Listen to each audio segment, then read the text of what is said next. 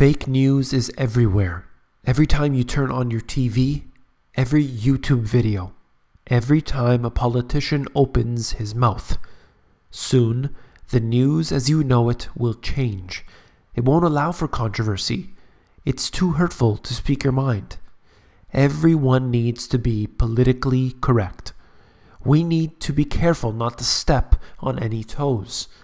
This is, of course, first to be censored, then to be enforced by the iron fist of government.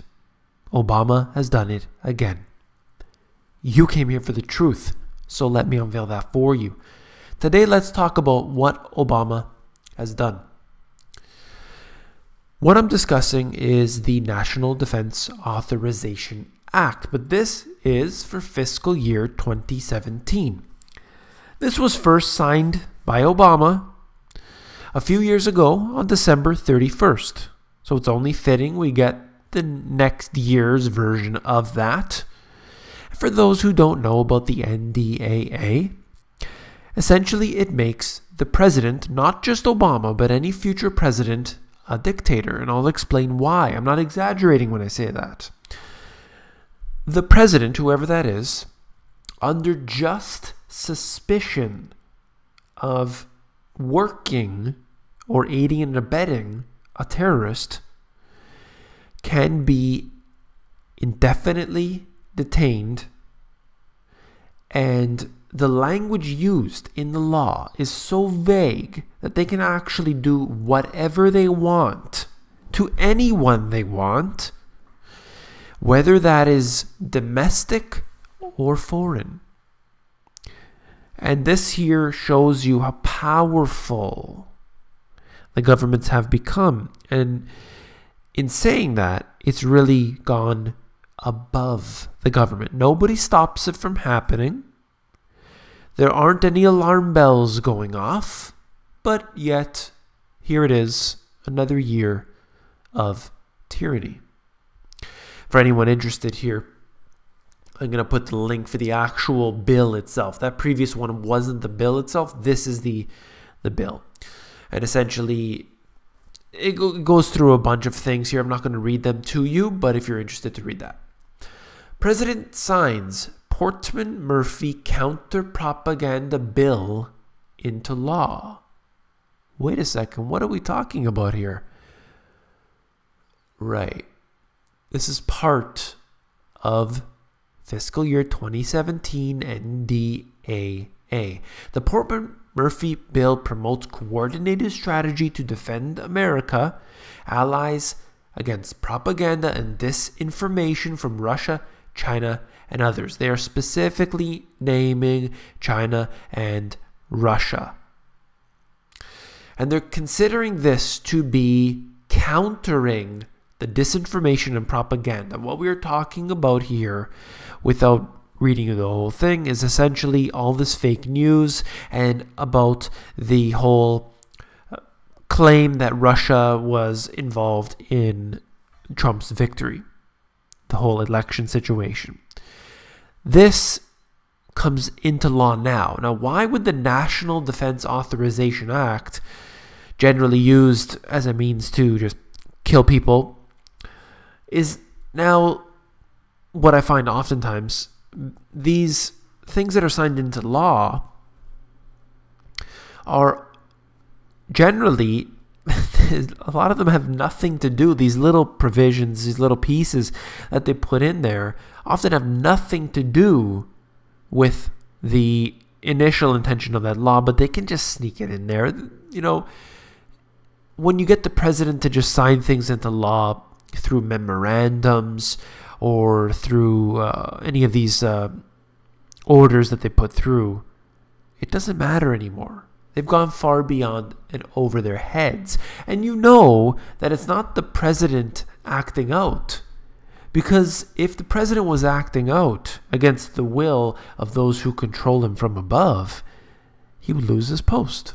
We know that. Or he would be killed. What about this? Judge indicts former Argentine president in corruption case. This has been going on for quite some time. I covered it a little bit a while back as it was taking place And this here shows you that when they want you out, you're gone. You're not going to be in if you're not willing to do the dirty work. The I.M.F. threw its support behind its leader Christine Lagarde on Monday despite her conviction in a French court on charges of misusing public funds. So this one is a little bit hazy because she's really taking fire right now, apparently not going to do jail time, but she is in fact facing charges here.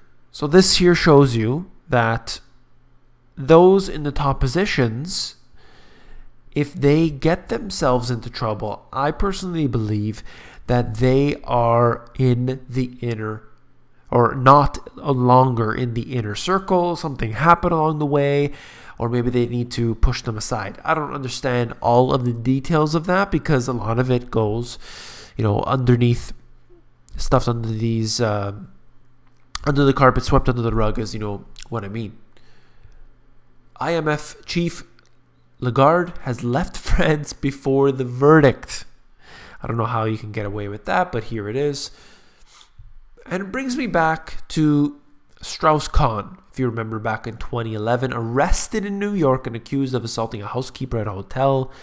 Those charges get dropped, but in the aftermath, allegations of sexual misconduct, including sexual harassment and attempted rape, surfaced. So this individual here facing all these charges, and he was in big trouble. What happened here, I believe, now it happens to be two people, the head of the I.M.F. in a row, I don't know, but to me, if you're getting in trouble, you're one of the top people, they want you out. It's a new world order. It's a change of structure. They're reshuffling. They're redesigning the order. I don't know what's happening, but generally that would tell me that something is being disrupted. That's all. And the reason I say this is because look at what happened. This article here, dating back, CNN, talking about Paula Jones. And Bill Clinton, for those who don't know, but I'm sure everyone by now knows, settled out of court with Paula Jones in the sexual harassment case, $850,000. Settling the sexual harassment charge that apparently, he claims never happened. And all those on his side claim never happened, but yet he, in fact, settled out of court. That's usually a very telling sign. But here we are. If you found this video informative, please give me a thumbs up. All these videos and others that you support out there, they could be under fire in the future. And I really, really hope that that isn't the case. Yes, we can always go onto our own websites, which I do suggest other people do. You can choose alternate websites, not just on YouTube. But it's the entire internet, it's all media, which is under fire right now. If you found the video informative, I know you'll find my book, The Money GPS, even more informative. I've taken the most complicated subject and was able to simplify it, and I used charts and diagrams to do so. If you want to look through the book, just head over to Amazon, where they have a look inside feature that allows you to flip through the pages of the book and see if you like it. Take care.